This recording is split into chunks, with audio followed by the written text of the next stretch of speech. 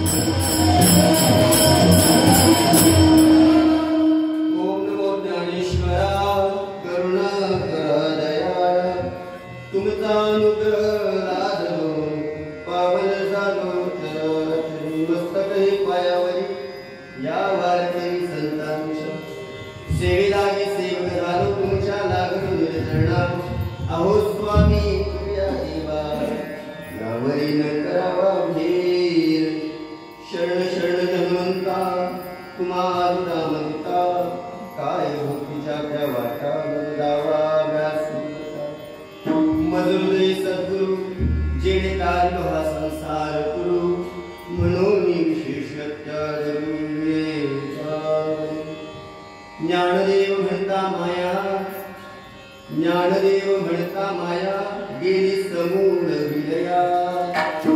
संत महिमा वर्णू किती निर्जीव चालविली भिंती विठ्ठल।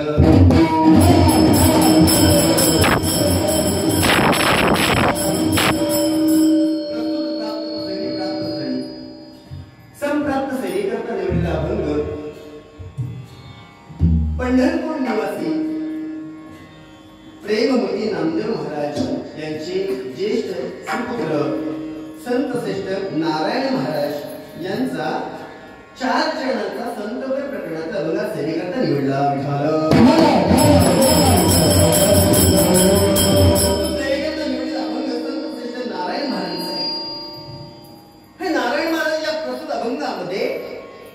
संत ज्ञानोबांचा महिमा वर्णन करतात.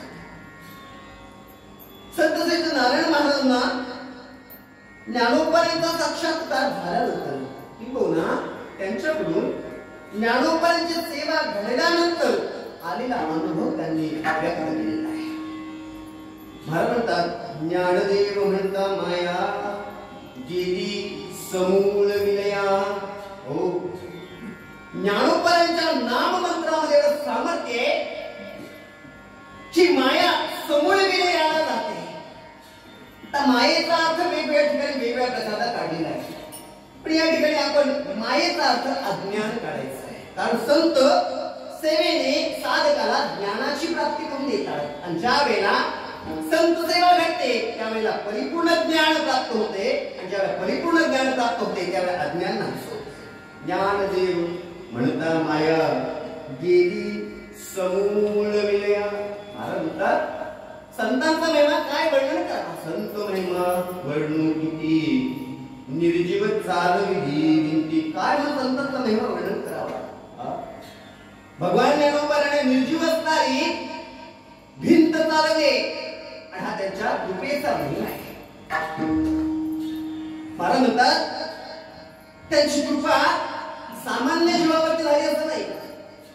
जड मूड उद्धरिले. हो, जडावरती त्यांची कृपा झाली तशी मुळावरती सुद्धा त्यांची कृपा झाली. रेड्यामुखी वेद बोलले. जड मूळ उद्धरिले, रेड्यामुखी वेद बोलले. संत महिमा वर्णू किती निर्जीव चालविधी विंती.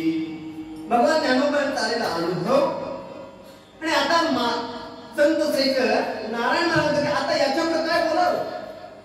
आता एकच करावं, म्हणे नामयाचा नारा नमन माझे ज्ञानेश्वरा. संत महिमा वर्णू किती निर्जीव चालविधी विंती. अहंकाचा सरस्वता होता भावाचा आपल्यासमोर मांडण्याचा प्रयत्न केला.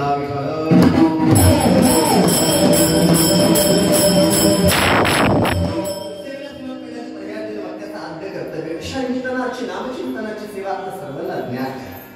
ते चांगल्या वाक्यात वाद्य कर्तव्य ठरलं. याने खेड तालुक्यातील देवसरी गाव आणि गावातील श्री गोगाई कोटेश्वरी माऊलीचं हे दरबार आणि चालू असलेला हा शारदीय नवरात्र उत्सव अश्विन शुद्ध प्रतिपदा पासून अश्विन शुद्ध नवमी पर्यंत चालू असलेला हा नामयज्ञ सोहळा आणि या नामयज्ञ सोहळ्यातील द्वितीय दिवसाची आधी नामचिंतनाची सेवा आपल्या सर्वांच्या कृपाशीर्वादानं, भगवान ज्ञानोबांच्या कृपाशीर्वादानं, आई साहेबांच्या कृपाशीर्वादानं आधी नामयज्ञाची सेवा माझ्यासारख्या बांधऱ्याच्या वाट्याला विठाल.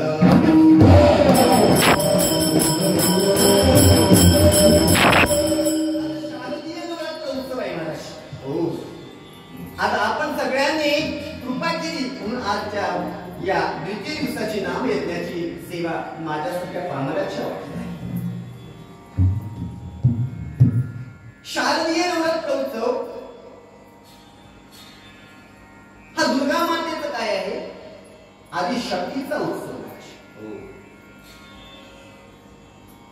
आणि जिथं शक्ती आहे तिथं शक्तिमान सुद्धा आहे. जिथं शिव आहे तिथं पार्वती आहे, जिथं पार्वती आहे तिथं शिव आहे. आणि या शारदीय नवरात्र उत्सवामध्ये आपण सगळे ग्रामस्थ एकत्र येऊन आई साहेबांची काय करतो, आज सेवा करतोय. 9 दिवस चालणारी आई साहेबांची सेवा आहे आणि या सेवेतील आजचा हा द्वितीय दिवस आहे. आणि द्वितीय दिवसाची जी आईची सेवा आपल्या सर्वांच्या वतीनं माझ्यासारख्या पांढऱ्याच्या वाट्याला विठ्ठल.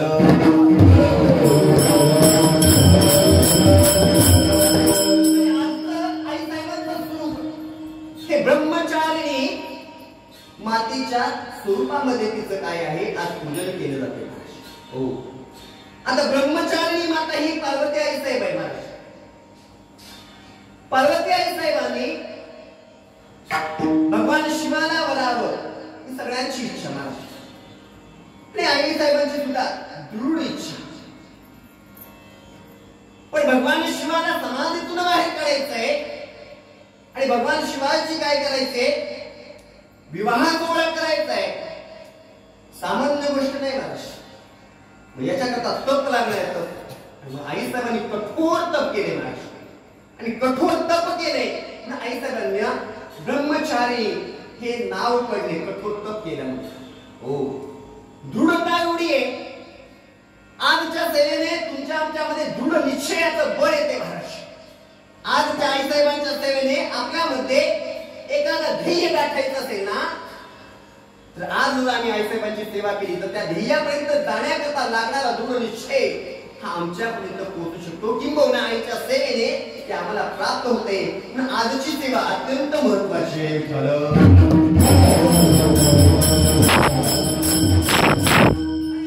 आईच्या सेवेकरता निवडलेला अभंग संतपर प्रकरणातील आहे.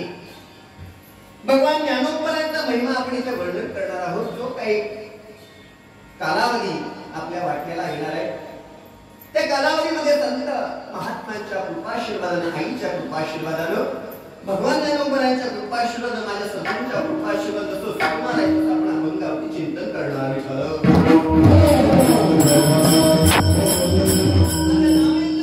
द्वितीय दिवस आहे. पहिल्या दिवसाची नामयज्ञ सोहळ्याची सेवा नामपर प्रकरणातील, द्वितीय दिवसाची सेवा संतपर प्रकरणातील किंवा आपण इथं भक्तीपर प्रकरणातील सुद्धा सेवा करू शकतो. पण भगवान ज्ञानोबरांची कृपा झाली असावी, आई साहेबांची कृपा झाली असावी आणि अंतःकरणामध्ये असा निर्मळ विचार आला भगवान ज्ञानोबरांची सेवा करावी. त्याचं कारण आहे आज हा चालू असलेला हा जे वर्ष आहे ना, हे वर्ष सामान्य नाही. भगवान ज्ञानोबर आहे ना, त्या मृत्यूलोकामध्ये येऊन अवताराला येऊन 750 वर्ष पूर्ण झाली महाराज. म्हणून भगवान ज्ञानोबरांचा सप्त शतकोत्तर सुवर्ण रूपी हा महोत्सव आपण हे सुवर्ण महोत्सव रूपी हे वर्ष आहे. आणि म्हणून शाळेमध्ये सुद्धा आपण काय केलेलं आहे, गोकुळाष्टमीच्या दिवशी या शाळेमध्ये सुद्धा सामूहिक काय केलेलं आहे, पसायदान शासनाच्या मार्फत घेतली. त्या दिवशी प्रत्येक गावातून ग्रामपंचायतीमधून भगवान ज्ञानोबरांचा पालखी सोहळा सुद्धा काढलेला आहे. अंतःकरणामध्ये असा निर्णय विचार आला की ज्या वेळेला जागराची सेवा आपल्या वाट्याला येणार आहे, कारण मी जवळ आता 4 महिन्यानंतर इथं जागेवर आहे जागराच्या सेवेकरता. मध्यंतरी 2 सेवा झाल्या त्या दिवसाच्या होत्या, पण जागराची सेवा आणि 4 महिन्यानंतर आज या जागेवरती उभा आहे. हा निर्णय विचार आला की भगवान ज्ञानोबरांची सेवा करावी. आणि आज हा ज्ञानोबरांच्या सेवेकरता अभंग विठ्ठल. आदिशक्ती म्हणजे सामान्य नाही बरं का. हो, आदिशक्ती या कलियुगामध्ये 4 अवतार झाले. शिवतो निवृत्ती, विष्णू ज्ञानदेव पाही, सोपान तो ब्रह्मा मूळ माया मुक्ताई. धन्य धन्य धन्य धन्य निवृत्ती राया, धन्य ज्ञानदेव सोपान सखया. आदिशक्ती मुक्ताबाई आई साहेब साक्षात या ठिकाणी काय झालेले आहेत, अवतारित झालेले आहेत. हे स्वरूप या कलियुगातलं आदिशक्ती मुक्ता आई साहेबांचं काय आहे, हे स्वरूप आहे महाराष्ट्र. आणि आजच्या दिवशी जर आपण ज्ञानोबरांची सेवा केली तर आदिशक्ती आई साहेबांना फार आनंद होणार आहे. तर चरित्र आपण पाहिले, या चरित्रामध्ये भगवान ज्ञानोबरांचं आणि आदिशक्ती आई साहेबांचं हे जे चरित्र आहे गुंफलेलं आहे. भगवान ज्ञानोबर आणि आई साहेबांना एवढं प्रेम आहे, एवढंच प्रेम आई साहेबांचं सुद्धा भगवान ज्ञानोबरांवरती आहे. म्हणून आजच्या दिवशी जर आपण ज्ञानोबरांची सेवा केली तर तेवढाच आनंद आई साहेबांना सुद्धा होणार आहे.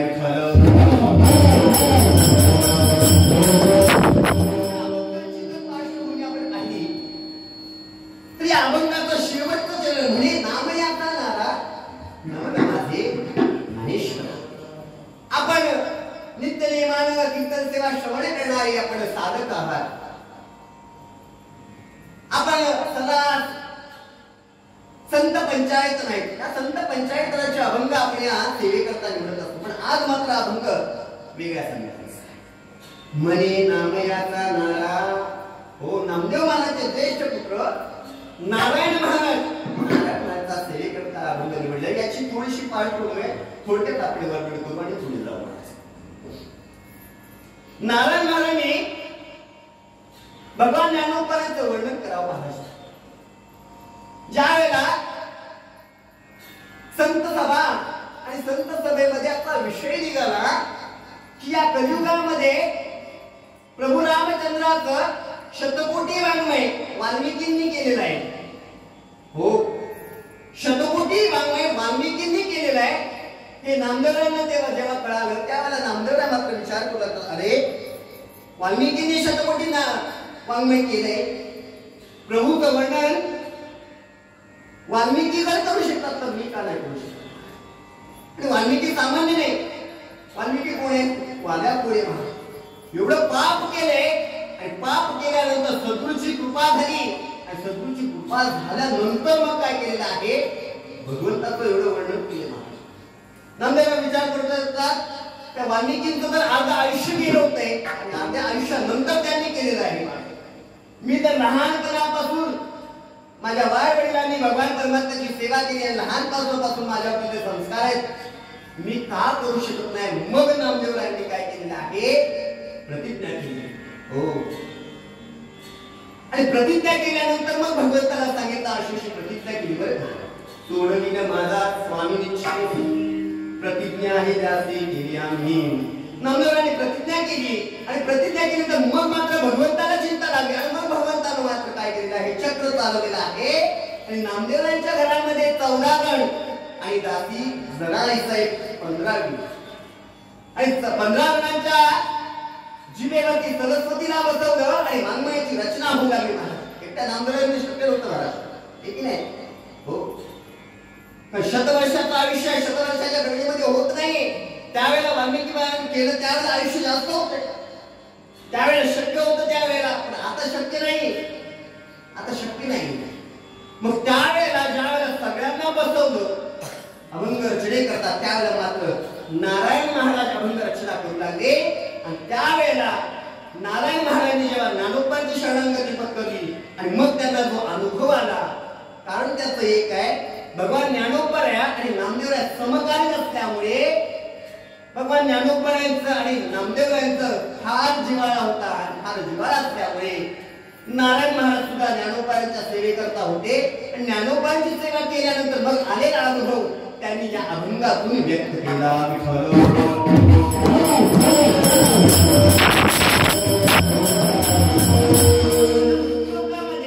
संत येतात, देव येतात आणि तुम्ही आम्ही सामान्य जीव सुद्धा येतो.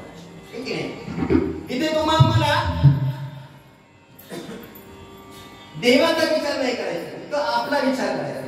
हो, आम्ही संतही येतात आणि जीवही येते.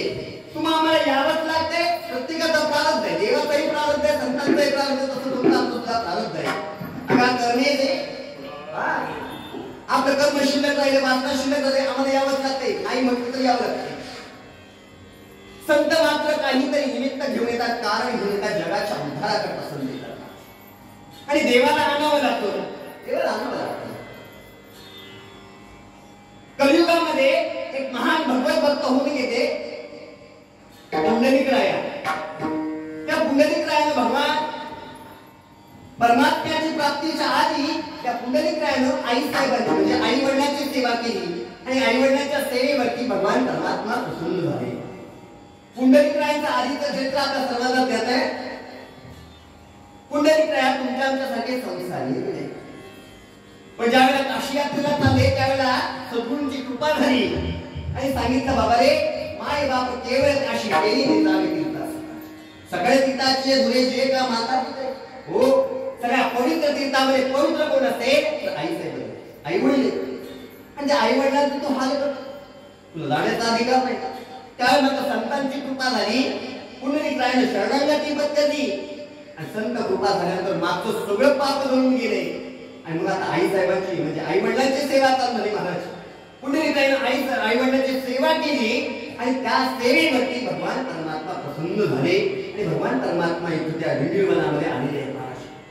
पुंडलिकाने विटी भिरकावली, त्या विटेवरती भगवान परमात्मा उभा राहिला.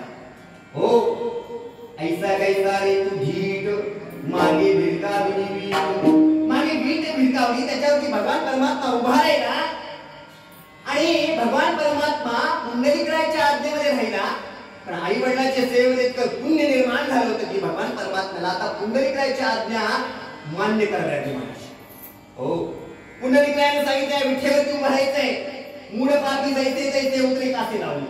पुंडलिकाने सांगितलं आता तुझं चालणार नाही, आता आम्ही जे बोलणार ते तुला करावं लागणार. भगवान परमात्मा भक्ताच्या अधीन झाला महाराज, अधीन झाला. त्याचं एकमेव कारण आहे आई वडिलांची केलेली सेवा. भगवान परमात्मा अधीन झाला. भगवान परमात्मा विठेवरती उभा राहिला आणि भगवान परमात्मा वाट पाहिजे उभा भेटीची आवडी कृपाळताकडे होतावे. भगवान परमात्मा वाट पाहतोय कोणतरी मला भेटण्याकरता येईल, पण कोणी येईना. सगळे भगवान परमात्म्याकडे पाठ फिरवली, कोणी भगवंताला भेटायला जाईना. नाईलाज झाला म्हणून भगवान परमात्मा परत आले पुंडलिकाकडे. अरे तुझ्या आज्ञेमध्ये मी आहे, तू सांगितलंस ना येणाऱ्या जाणाऱ्या सगळ्यांचा उद्धार करायचा आहे, तुझ्या आज्ञेमध्ये मी आहे, पण माझ्याकडे येतच नाही, करावं काय. त्यावेळेला मात्र पुंडलिकाने सांगितलं देवा तू देव बनून आलायस, तुझ्याकडे असे सगळे कोणी येणार नाही, मग करावं काय. संत रूपाने हो गीता जेने उपदेशिली विजेवरी माऊली. गीता ज्या भगवान परमात्म्याने उपदेश केलेला आहे तो भगवान परमात्मा विठेवरती उभा राहिला आणि जो भगवान परमात्मा विठेवरती उभा राहिला ना तो भगवान परमात्मा ज्ञानोबाच्या रूपाने कलियुगामध्ये आला. आरतीमध्ये आपल्याला प्रकार सगळं पाठ अवतार पांडुरंग नाव ठेविले ज्ञानी, तेच ज्ञानोबाच्या कलियुगामध्ये संत रूपाने आता आले महाराज. पुंडलिकाने भगवान परमात्माला देव रूपाने यायचं नाही, आता संत रूपाने यायचं आहे. आणि संत रूपाने येऊन काय करायचंय, सगळ्यांना एकत्र करायचंय महाराज, सगळ्यांना एकत्र करायचं. आणि मग ज्ञानोबाने जे गूढ होते ते सोपं करून दिलं महाराज. हो, तुम्हाला अधिकार नव्हता, पण तुम्हाला जो अधिकार प्राप्त करून दिलेला आहे तो भगवान ज्ञानोबाने दिलेला महाराज. प्रगट भुज बोले विश्व ब्रह्मची केले. हो, आम्हाला अधिकार नाही, पण भगवान ज्ञानोबा अमृत लोकांमध्ये येतात आणि अमृत लोकांमध्ये आल्यानंतर तुमच्या आमच्या करता जगाच्या कल्याणा संतांच्या विनंती बरोबरे भगवान ज्ञानोबा या अवताराला आले. आणि मग मात्र भगवान ज्ञानोबाने आपला महिमा वेळोवेळेला ज्या ज्या वेळेला वेळ पडली त्या वेळेला आपला महिमा दाखवला. पण भगवान ज्ञानोबाने जो काही चमत्कार केला तो एक वेळा एकदाच केला, परत तो केलेला नाही.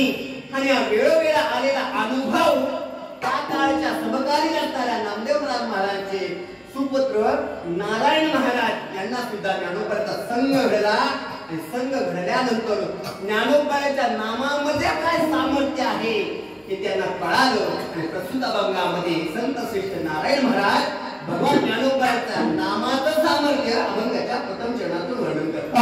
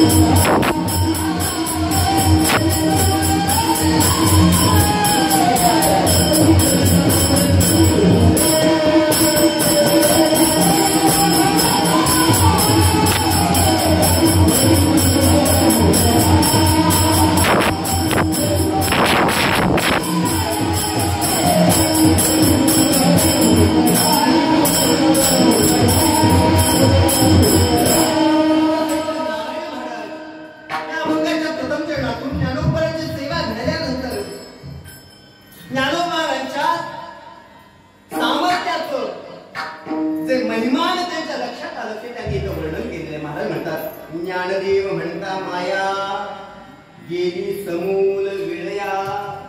ज्ञानदेव म्हणता माया. भगवान ज्ञानोबाच्या नामामध्ये सामर्थ्य. ज्ञान देव 4 अक्षर. ज्ञान ज्ञानोत्तम, न नरोत्तम, दे देवोत्तम आणि व वरोत्तम. सर्वांमध्ये श्रेष्ठ असणारे कोण आहेत? ज्ञानदेव आहेत महाराज. सकळ संतांनी भगवान ज्ञानोबारायांचं वर्णन केले महाराज. जेवढं सकळ संतांनी वर्णन केले ते सगळं वर्णन कोणाचं असेल? भगवान ज्ञानोबांना समोर ठेवले. हो, बोलिलेले पुढे वेळी वाकुळी उठले, करा क्षमा अपराध महाराज. शेवटच्या चरणामध्ये तुका म्हणे ज्ञानेश्वरा राखा पाया ते सामान्य नाही. जगद्गुरु तुका अवतार. जगद्गुरु तुको पण सामान्य नाही. तुकिता कोणने ती ब्रह्म तुका सामान्य नाही. भगवान परमात्मा ते ब्रह्म जगद्गुरु तुको पण रूपाने या मृत्यूलोकामध्ये अवतारित झाले. आणि त्यांनी सुद्धा म्हणावं हो पायीची वाहन नम्रता आहे. आणि सकळ संतांनी जेवढे संत सकळ होऊन गेले त्या सगळ्या संतांनी जे काही वर्णन केलेलं आहे, जी काही शरणागती पत्करलेली आहे ते केवळ ज्ञानोबारायांना समोर ठेवून सगळ्या संतांनी ज्ञानोबारायांचं वर्णन केलेलं आहे. एक महान भगवत भक्त होऊन गेले महाराज पंढरपुरात. पूर्वीच्या काळामध्ये संत म्हणून जे भजन करायचे ते भगवान परमात्म्याचं भजन करायचे. भगवान परमात्म्याचं भजन होतं, संतांचं भजन होत नव्हतं त्यावेळेला. संत स्वतःची स्तुती कधीच करत नाही महाराज. संत स्वतःचं भजन कधीच करणार नाही. त्यावेळेला पंढरपुरामध्ये एक महान भगवत भक्त होऊन गेले महाराज. त्यांचं नाव आता मला आठवत नाही. त्यावेळेला त्यांच्याकडे सेवा होती. भगवान परमात्म्याची सगळी सेवा म्हणजे त्यांना भगवान परमात्म्याचा साक्षात्कार झाला होता.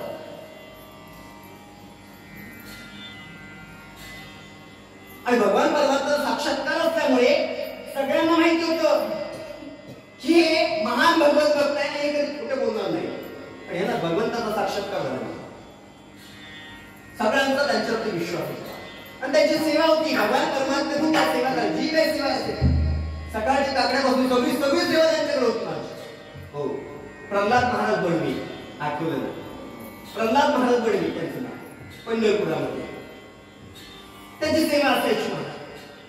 एक दिवस सकाळच्या वेळेला काकड्याच्या आधी काकड्या करता ते आलेले असताना ब्रह्ममुहूर्तावरती त्यांना ज्ञानदेव तुकाराम, ज्ञानदेव तुकाराम, ज्ञानदेव तुकाराम भजन ऐकायला काय नवीन भजन कोण भजन करतोय त्यांच्या लक्षात येईना ना त्या आवाजाच्या दिशेने जाऊ लागला हळूहळू आवाज जवळ येऊ लागला हे भजन तरी कुठं आहे आणि त्याच्या लक्षात आलं की महाद्वारातून भजन येते आतून भजन चाललं नाही आत तरी आहे पण मी चाललोय द्वार उघडून आज दुसरं कोण आहेच नाही पण भजन तरी कोण करत आहे तरी सहज त्या पतीतून पाहिलं तर भगवान परमात्मा विटेवरून खाली उतरलं भगवान परमात्मा भजन करतात ज्ञानदेव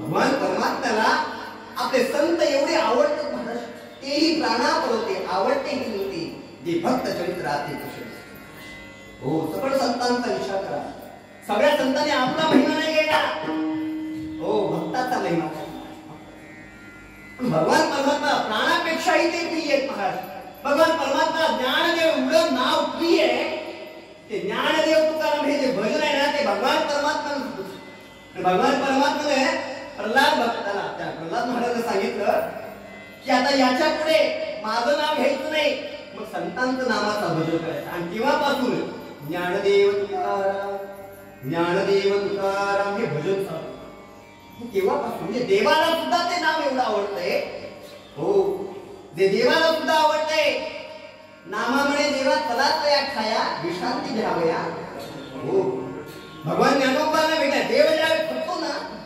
भगवंताला सुद्धा विश्रांतीची गरज आहे त्यावेळेस संतांनी सांगितलं चला तुम्हाला विश्रांती पाहिजे ना आणि सगळे प्रत्येक जीवाला विश्रांतीचं एकमेव स्थान कोणतं असेल तर भगवान ज्ञानोबाला आहे देवाला सुद्धा विश्रांती घ्यायची तर तिथं जावं लागतं एवढे श्रेष्ठ ज्ञानोबा आहे आणि तो ज्ञानोबाचा महिना ज्या वेळेला कळाला त्यावेळेला मात्र काय होतंय नारायण महाराज गाऊ लागले ज्ञानोबाच्या नामाचा महिमा ज्ञानदेव म्हणता माया गेली समूल वेळा काय नामाचा महिमा हो संतांच्या नामानाम तो पाप जाते पुण्यवंत भावे घेता सज्जनांची नावे तुकामुळे पापे एवढं नामचिंतनामध्ये कोणाच्या संतांच्या नामचिंतनामध्ये एवढं सामर्थ्य आहे महाराज म्हणतात बाबा रे ते नामचिंतन घेतलं तर होणार काय आहे ज्ञानदेव म्हणता माया गेली समूळ वेळा की माया म्हणजे काय आहे तर माया हे अज्ञान आहे ज्ञानोबा आहे की कोणा सगळं संत ज्यावेळेला आपण सेवा करतो सद्गुरूची सेवा ज्यावेळेला आपण करतो महाराज ज्यावेळेला आपण आपल्या सद्गुरूची सेवा करतो त्यावेळेस सद्गुरू आपल्या दुसरं काही देत नाही तनु मनु जीवे चरणासी लागावे अग्रता करावे दासे सकळ हो त्यावेळेला आपण सारखे गरीबीला बाकी काय नाही संत आहेत कसे पवित्र तो देह वाणी पुण्यवंत जोवदे अखिल सर्वकाळ ते संत महात्मे आणि तो भगवान परमात्मा देव ते संत निमित्त त्या प्रतिमा म्हणजे भगवान परमात्म्याचं जे स्वरूप आहे ते स्वरूप संतांचं आहे पण भगवान परमात्म्याचं जे सामर्थ्य संतांच्या नामामध्ये त्यांच्या प्रत्येक लीलेमध्ये उतरते आणि ज्ञानोबाचा हा महिमा जेव्हा नामदेव नारायण महाराजांच्या लक्षात आला त्यावेळी मात्र ते वर्णन करू लागले ज्ञानदेव म्हणता माया गेली समूळ वेळा इथं माया म्हणजे काय घ्यायचंय अज्ञान घ्यायचंय हो ते माया म्हणजे अज्ञान इथं माया म्हणजे संसार जरी घेतलंय तरी चालेल माया म्हणजे संसार घेतला आपण या मायेमध्ये अडकलो आपण या संसारामध्ये अडकलो पण संतांनी मात्र काय केलेलं आहे संसाराच्या नावे घालून या का त्याचं एकमेव कारण आहे त्यांना या मायेचं स्वरूप कळालं ते मायेचं स्वरूप कळालं म्हणजे काय मायेचं अज्ञान निघून गेलं कधी ज्यावेळेस संतांची सेवा घडली ज्यावेळेस सद्गुरूंची सेवा घडली आणि सद्गुरूंच्या सेवेने मग सेवा केल्यानंतर सद्गुरू काय देतात ज्ञान देतात आणि त्या ज्ञानानं अज्ञान नाहीच होतंय म्हणजे माया काय होते नाहीच होती ज्ञानदेव म्हणता माया गेली समूल वेळा संत श्रेष्ठ नारायण महाराज म्हणतात की बाबा रे आता किती वर्णन करावं संतांचं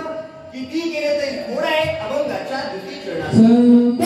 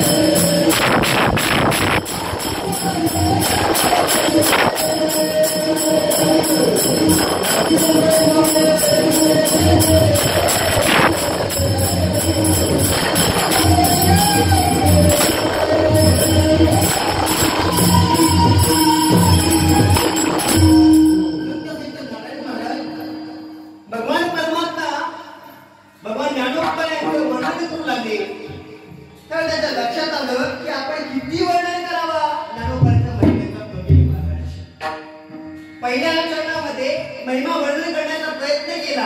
ज्ञानदेव म्हणता माया देवी समूह क्रिया. ज्ञानोबाच्या नामाचा महिमा त्यांनी वर्णन केला. पण नंतर त्यांच्या लक्षात आलं किती वर्णन करावं, हो किती वर्णन करायला केलं तरी संतांचा महिमा मला वर्णन करता येणार नाही. हे ज्यावेळी लक्षात आलं त्यावेळी मात्र म्हणू लागले संत महिमा वर्णू किती किती म्हणून संतांचा महिमा वर्णन करावा. संतांच्या महिम्याचं जर वर्णन करावं लागलं, संत महिमा जर पाहायला लागला तर संत महिमा अनेक प्रकारे वर्णन केलेला आहे. जसं नामाचा महिमा वर्णन केलाय तसं संतांच्या वारीचा सुद्धा काय आहे महिमा आहे. तुम्हा मला कार्तिकी वारी, आपण कार्तिकी वारीला जातो मला पंढरपुरामध्ये. पण कार्तिकी वारी झाल्यानंतर पुढच्या एकादशीला भगवान ज्ञानोबरांची काय आहे वारी. आणि भगवान परमात्म्याची म्हणजे भगवान ज्ञानोबाची वारी अत्यंत महत्वाची महाराज. जो करील याची यात्रा तो तारील सकळ गोत्रा. जर आपण संतांची वारी केली महाराज म्हणतात बाबाला सकळ गोत्राला आपण काय करून येतोय तारून येतोय. यात्रे अलंका पुरायती देहावळती विठ्ठला. भगवान ज्ञानोबांची जी वारी करतात ते भगवान परमात्म्याला अत्यंत प्रिय आहे. त्या भगवान परमात्म्याच्या ज्ञानोबाच्या काय आहे वारीचा महिमा आहे. तसा नामाचा महिमा आहे, तसा संतांच्या वारीचा महिमा आहे. तसा संतांच्या वारीचा महिमा आहे, तसा संतांच्या सेवेचा सुद्धा महिमा आहे, तसा संतांच्या संघाचा सुद्धा महिमा आहे, तसा संतांच्या दर्शनाचा सुद्धा महिमा आहे. संतांच्या दर्शनाचा सुद्धा महिमा आहे. संत दर्शने हा लाभ पद्मनाभ जोडला. जर संतांचं दर्शन झाले मला संत या मृत्यूलोकातले जेवढं आहे दिसणार हे सगळं नाशवंत आहे महाराज. अविनाशी करी आपुल्या ऐसे लागे गोविंदाचे. हो तुम्हा आम्हाला आपण या मृत्यूलोकातले जेवढे काही दिसतंय या सगळ्याची इच्छा करतो महाराज. पण ज्यावेळेला खऱ्या संतांची भेट होते ना महाराज, ज्यावेळेला खऱ्या संतांची होते त्यावेळेला मात्र केवळ भगवान परमात्म्याची प्राप्ती होते महाराज. संत दर्शनाला पद्मनाभ जोडीला. संतांच्या दर्शनाचा महिमा आहे महाराज.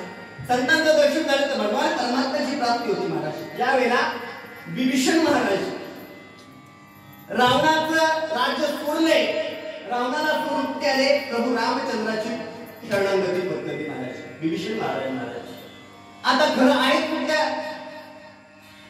विरुद्ध पक्षाचा माणूस आहे महाराज. आणि विरुद्ध पक्षाचा जेव्हा आपल्या पक्षामध्ये येतो तेव्हा सहज त्याच्यावर आपण विश्वास ठेवू शकत नाही ना महाराज. विश्वास ठेवू शकत नाही. मग त्यावेळेला मात्र काय झालंय सगळ्यांनी सांगितलं प्रभू विरुद्ध पक्षातला आहे, विश्वास ठेवू नका याच्यावरती. काहीतरी गाव आहे, काहीतरी गावकेच आहे, त्याला आपल्याला घ्यायचं नाही महाराज. सगळ्यांनी नकार दिला, सगळ्यांनी नकार दिला. पण सगळ्यांकडे दुर्लक्ष करून प्रभूने आधी कोणाला विचारलं असेल मारुतीरायांना विचार. तर मारुतीराय जाऊन आले तुला, मारुतीराय लंकेमध्ये जाऊन आले ते. हो आणि संतांचा एक आहे अनुभव आले अंगा ते या जगा. हो तुका म्हणे सापुडी सांगे मज अनुभव आहे अंगे. संत कधी खोटं बोलते माझ्या कोणत्याही परिस्थितीमध्ये. संत आपल्याने कोणत्या कोणत्या परिस्थितीत खोटं आपण बोलतो तर संत कधीच खोटं नाही बोलणार. त्यावेळेला देवानं मात्र कोणावर आहे संतांना म्हणजे मारुतीरायाला विचारलं की काय अनुभव आहे तुमचा, काय करायचं. त्यावेळेला मारुतीराय सांगतात देवा मी ज्यावेळेला लंकेमध्ये गेलो ना त्यावेळेला लंकेमध्ये एकमेव असा मनुष्य आहे, एकमेव जीव आहे ते तुमचं भजन करतात. हो ते विभीषण केवळ केवळ तुमचं भजन करत होते महाराज. त्यावेळेला मारुतीरायाने सांगितलं याला आपल्यामध्ये सामील करून घ्यायला काय हरकत नाही. आहे. तेव्हा देवाने काय केलेलं आहे, विभीषणाला काय केलेलं आहे, आपल्यामध्ये सामील करून घेतलं महाराज. आणि मारुतीरायांच्या वचनावरती विश्वास ठेवला आणि विभीषणांना देवाची काय झालेली आहे, प्राप्ती झाली महाराज. संत दर्शनी हा लाभ पद्मनाभ जोडीला. असा अनेक प्रकारे संतांचा महिमा वर्णन करता येईल. तसा संतांच्या कृपेचा सुद्धा महिमा आहे महाराज, कृपेचा सुद्धा महिमा आहे. आणि कृपेचा महिमा संत सहित नारायण महाराज वर्णन करतात महाराज.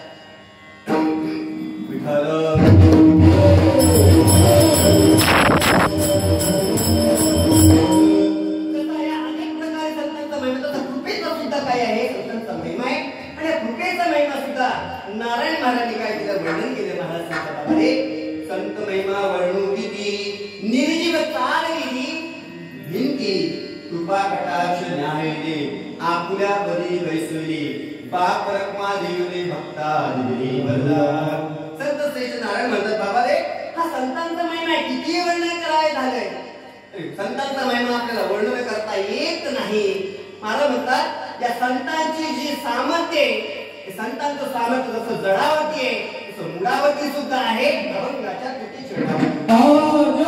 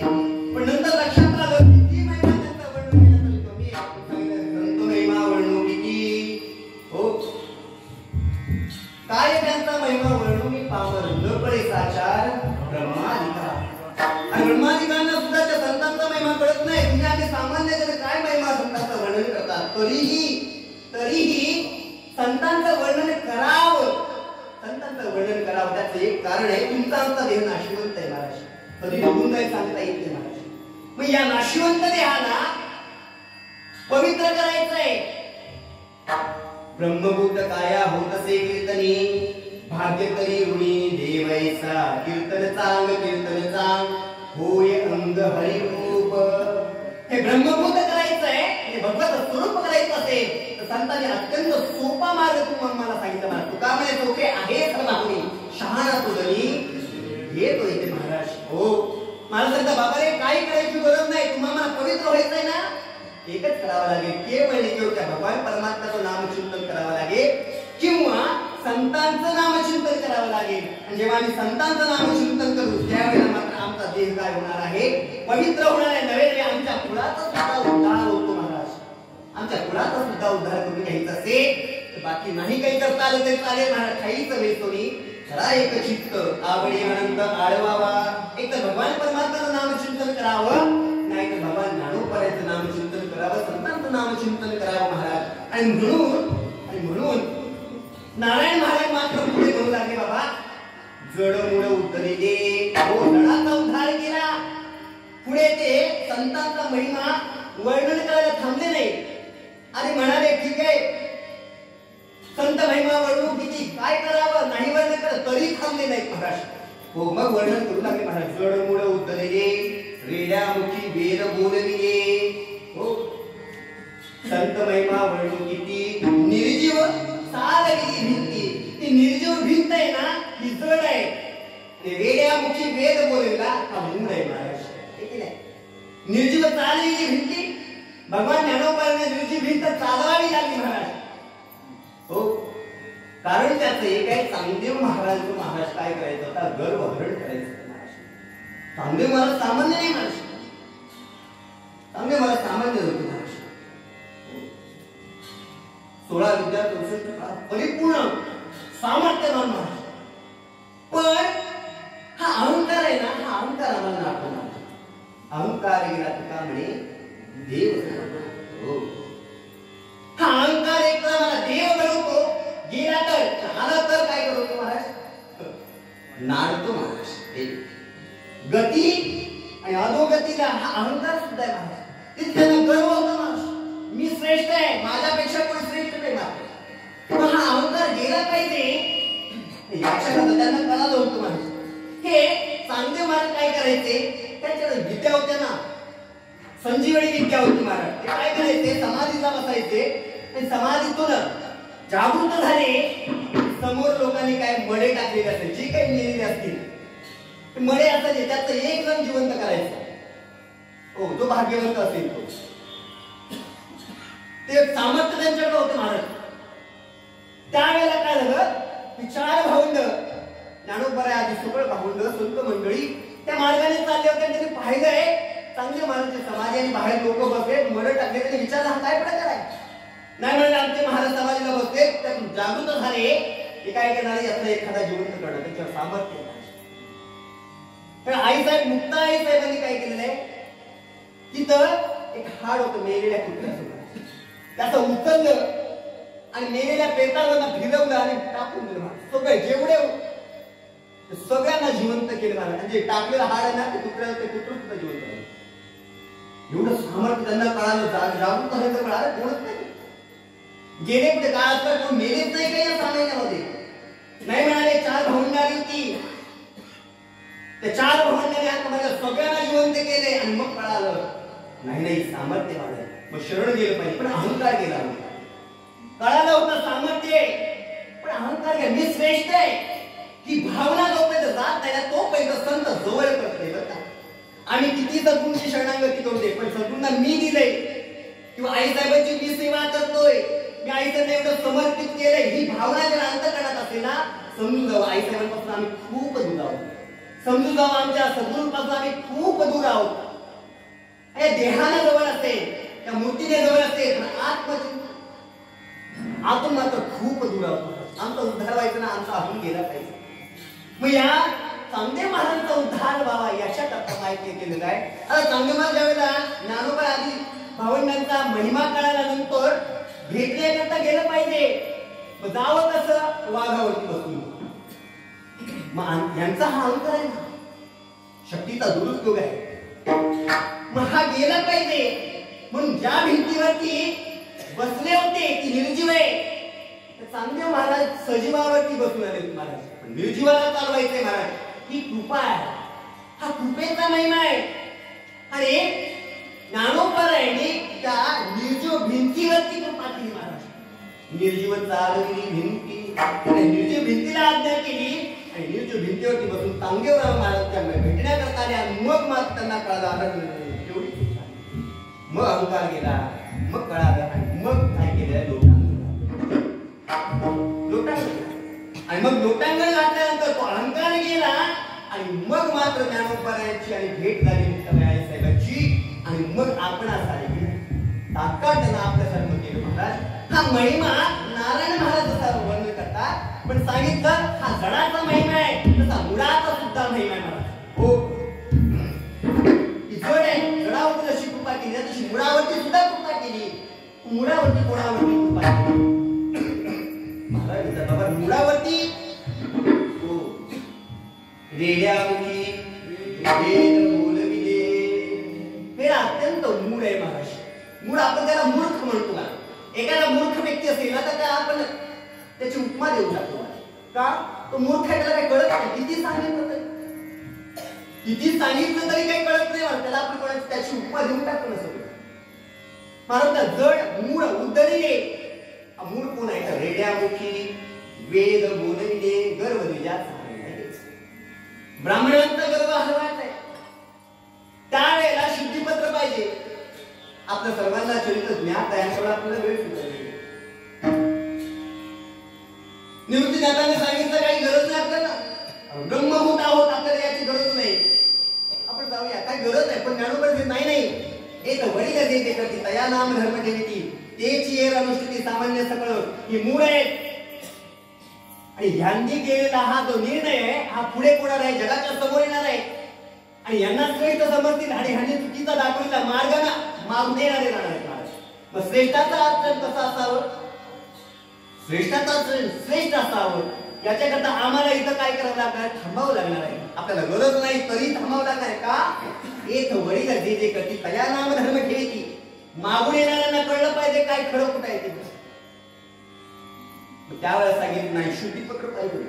त्यावेळेला शुद्धीपत्राला गेल्यानंतर मग मात्र महाराज या चारही भावंडांची त्यांनी विटंबना केली नामाची. आणि मग सांगितलं बाबा रे तुझं ज्ञान आहेस का? हो सांगितलं ज्ञान आहे, निवृत्ती आहे, सोपान आहे, मुक्ताबाई आहे, साहेब आहे, तुमच्या नामाची विटंबना झाली. आणि अहंकार होता त्यांना आम्ही श्रेष्ठ मग अहंकार झाला. त्यावेळेला ज्ञानोबा होता अरे तुमच्या अंतःकरणामध्ये जो परमात्मा आहे ना सर्वागती राममध्ये हा प्रकाशित हो तुझ्या हात आहे तोच माझ्या हात आहे. श्री ज्ञानेश्वर भगवान विश्वास वर्णन साक्षात भगवान परमात्मा ज्ञानोपर आहे. ज्ञानोपर आणि सामान्य नाही. अरे त्याच्या अंतःकरणामध्ये तुमच्या अंतःकरणात तोच आमचे का मला त्रास देत आहे? किती छळ केला असेल ज्ञानोपरांचा. तुमच्या अंतःकरणात तोच आमच्या अंतःकरणात आहे. पण त्याच्यावर विश्वास नसेल. हो मग काय हा जाणारा पगार या वेगळा आहे ना त्याच्या अंतःकरणामध्ये पण तोच आहे का? हो म्हणा त्याच्या हात आहे तोच माझा आहे. मग त्याला मारलं की तुला वेदना होणार. हो त्याला मारलं रेड्याच्या पाठीवरती आसूड लागलं. त्यावेळेला ते आसूड ज्ञानोबांच्या पाठीवरती वळून ठेवलं. मग सांगितलं नाही बंगाली विद्या आहे. त्याच्या वडिलांनी यांना बंगाली विद्या शिकवली तोही विश्वास नाही. पण ज्ञानोबांच्या पाठीवर मारलं तेव्हा रेड्याच्या पाठीवर ठेवलं. तोही पटे ना. मग सांगितलं तू जसं बोलतोयस ना तसं तो सुद्धा बोलेल ना. हो माझ्या अंतःकरणात आहे ना तो त्याच्या अंतर का नाही बोलणार? त्यावेळेस कृपा केली ज्ञानोबरायांनी. जड मूळ उद्धरिले रेड्यामुखी वेद बोलविले. आणि मग तो काय तो रेड्या काय बोलला लागला? वेद बोलला. हे वर्णन मात्र नारायण महाराज आवडून करतात बाबा रे. आणि संतांनी केलेले चमत्कार आहेत जे तुमच्या आमच्या कल्याणाकरता आहेत. ज्ञानोपर असतील आधी करून सगळं संतांनी एकदा जो चमत्कार केला तो परत केला नाही महाराज. आणि समजावं एकदा चमत्कार केला आणि परत करून दाखवत असेल तर ते संत नाही तो टोंगी आहे. काहीतरी त्याचा स्वार्थ आहे म्हणून जगाला फसवण्याकरता वारंवार करून दाखवतोय. आता संतांनी मात्र एकदा केलं परत केलेलं नाही केलं. संत श्री नारायण महाराज म्हणतात बाबा रे जड मूळ उद्धरिले रेड्यामुखे वेद बोलविले. आता मात्र म्हणले काय संत महिमा वर्णन केली. आता करावं काय? एकच करावं ज्ञानोबांची शरणागती पण करावी. अभंगाच्या 4थ्या चरणात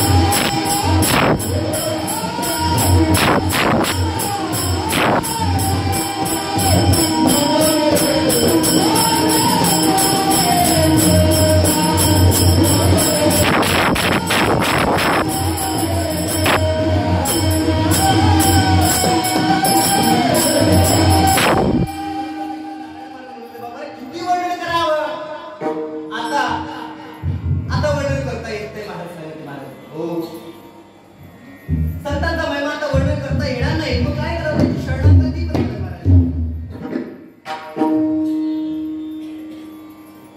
म्हणे नामयाचा नारा नमन माझे ज्ञानेश्वर. नारायण शेवटी केवळ ज्ञानोबाची शरणागती करतात आणि नमस्कार करतात. आता मात्र याच्या पुढे संतांचा महिमा वर्णन करता येत नाही महाराज. संतांचा महिमा वर्णावा तो किती अलौकिक लक्ष्मीमूर्ती ज्ञानोबा. संतांचा महिमा वर्णन करता येत नाही म्हणून महाराज म्हणू लागले, बाबा रे संत महिमा वर्णन किती निर्जीव चालविली भिंती. एका मोठ्या प्रेमानं त्या भगवान परमात्म्याचं नामचिंतन करायचं. हाताने टाळी वाजूया आणि मुखाने त्या भगवान परमात्म्याचं नामचिंतन करायचं.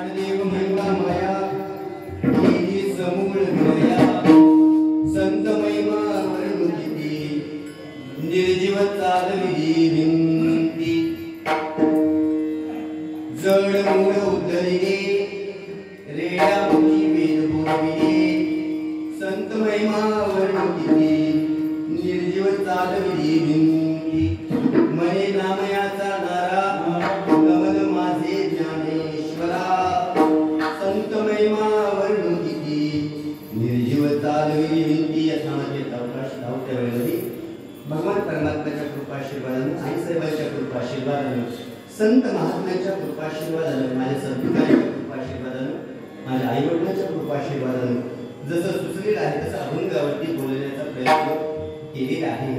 झाली सेवा आईसाहेबांच्या चरणी समर्पित करतो. झाली सेवा माझ्या सद्गुरूंच्या चरणी समर्पित करतो. झाली सेवा ज्ञानोबांच्या चरणी समर्पित करतो. भगवान परमात्म्याच्या चरणी झाली सेवा समर्पित करतो. आज या ठिकाणी आपण सेवेची संधी दिली. आपल्या सर्वांना नतमस्तक होतो. आपण शांत चित्ताने सेवा श्रवण केली. आपल्या सर्वांना धन्यवाद देतो. सेवा करून त्यांनाही धन्यवाद देतो. ज्यांनी या सेवेमध्ये रंग भरला, रंग भरे कीर्तना प्रेमी आणि जिथे नामचिंतनामध्ये रंग भरतो तिथे भगवान परमात्मा असतो महाराज. आणि हे एकाच काम नाही महाराज, एक एका साह्य करू अवघे धरू हे कळालं पाहिजे महाराज. आपण एकमेकांना जेव्हा साह्य करणार आहोत तर इथं एक एका होई वळी हे सगळं सारखं नाही ना, कमी जास्त असणार आहे. सगळ्यांना ज्यावेळी आपण एकत्र घेऊन जाऊ त्यावेळी मात्र आपला जो मार्ग आहे, आपला मार्ग आपण मार्गस्थ आहोत ना, आपण कायमस्वरूपी इथं नाही. आपण हा 84 लक्षांचा फिरत मग आलोय शेवटची काळी. इथून आपल्याला त्या तिथपर्यंत जायचं. आता आपण आलोय शेवटच्या याला, इथं आल्यानंतर काय करावं हे मात्र कळलं पाहिजे. आणि याच्याकरता हा नामयज्ञ सोहळा आहे, याच्याकरता हे नामचिंतन आहे. म्हणून आपल्या सर्वांच्या चरणी नतमस्तक होतो. आपण हा सुंदर असा नामचिंतन सोहळा दरवर्षी मोठ्या आनंदाने करतो महाराज. पण एकच आपल्या जवळ विनंती करू इच्छितो, आपला लेकरू आहे की या मृत्यूलोकामध्ये आपण आलो ना, सद्गुरू वाचून राहू नका महाराज. जोपर्यंत आपल्या जीवनामध्ये सद्गुरूची नावाडी येत नाही ना, हा भवसागर आपल्याला तरुण व्हायचा आहे, हा भवसागर आपण पार करू शकत नाही. जोपर्यंत सद्गुरूची नावाडी, जोपर्यंत सद्गुरूंचा कृपाशीर्वाद प्राप्त होत नाही, पण आपण इथून जाऊ शकत नाही. जर आम्ही नाही केलं ना, महाराजांचा चुकरियावर मग फेरा पडेल, परत घ्यावं लागतंय, परत दुःख आहे. आपला लेकरू आहे, आपण सुद्धा काय करावं, जवळ सगळे सिद्ध आहे, हात चालावा तव तो आपले स्वैत तीर्थ यावं आहे. नाहीतर आम्ही एवढं सगळं केलंय त्याचा काही फायदा नाही, काही फायदा नाही. याचा जर आपल्याला लाभ घ्यायचा आहे ते करावं लागेल. आपल्या जीवनामध्ये सद्गुरूची नावाडी असला पाहिजे. आणि आपण काय याचा भरोसा नाही ना, म्हणून सद्गुरू आपल्या जीवनामध्ये असावा. आणि सद्गुरूच्या मार्गाने परमार्थ केला, मनोमार्ग गेला तो, पण आम्ही कोणाच्या मार्गाने संतांच्या मार्गाने गेलो पाहिजे. आणि म्हणून सर्वांना धन्यवाद देतो की हा सुंदर असा सोहळा आपण करताय आणि श्रवण करताय महाराज. हो, गाता ऐकता दोघांनाही लाभ आहे. जो गाणाऱ्यांना लाभ आहे ना, तो ऐकणारा सुद्धा लाभ. म्हणून परीक्षित राजाने श्रवण केले आणि त्याचा परिणाम असा आहे 7 दिवसामध्ये मुक्ती मिळाली महाराज. तेवढाच लाभ आहे, गाणाऱ्याला तेवढा लाभ आहे, तेवढा श्रवण करणाऱ्याला सुद्धा लाभ आहे. आपल्या सर्वांना धन्यवाद देतो. तसेच या सेवेकरता ज्यांचं सहकार्य लाभलं फार महत्वाचं आहे. आमचे हरिभक्तीपरायण आदरणीय विशालजी महाराज पाथर्डकर महाराज या सेवेकरता आले, सुंदर असं त्यांनी या सेवेकरता मृदुंगाची साथ दिली, त्यांनाही धन्यवाद देतो. आमचे विनेत्री बाबा आहेत, त्यांनाही लाखात धन्यवाद देतो. तसेच आमचे परममित्र आदरणीय हरिभक्तीपरायण राजेश महाराज यादव महाराज या सेवेकरता आले, त्यांनी सुंदर अशी साथ दिली, सुंदरसं गायन केलं, त्यांनाही त्यांच्या चरणी नतमस्तक होतो, त्यांनाही धन्यवाद देतो. त्यांच्या शेजारी आमचे परममित्र आदरणीय हरिभक्तीपरायण ऋतिक महाराज पाथर्डकर महाराजांनी सुंदरशी साथ दिली, त्यांच्याही चरणी नतमस्तक होतो. आमचे हरिभक्तीपरायण परममित्र आदरणीय याच गावाचे पुत्र आमचे संजोग महाराज महाराजांनी सुंदरशी साथ दिली, त्यांच्या चरणी नतमस्तक होतो. आमचे महाराज आहेत, त्यांच्या चरणी आपण सर्वांच्या चरणी नतमस्तक होतो. झाली सेवा भगवान परमात्म्याच्या चरणी समर्पित करूया. शेवटची काळ म्हणून आम्ही सेवेला आपण पूर्ण Thank you.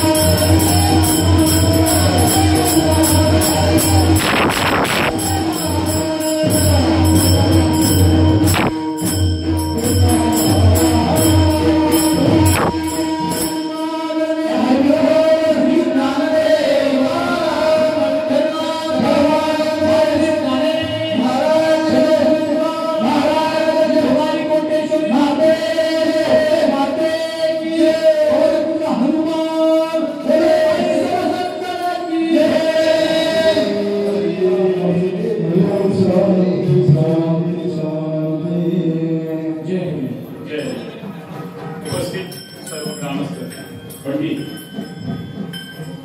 आज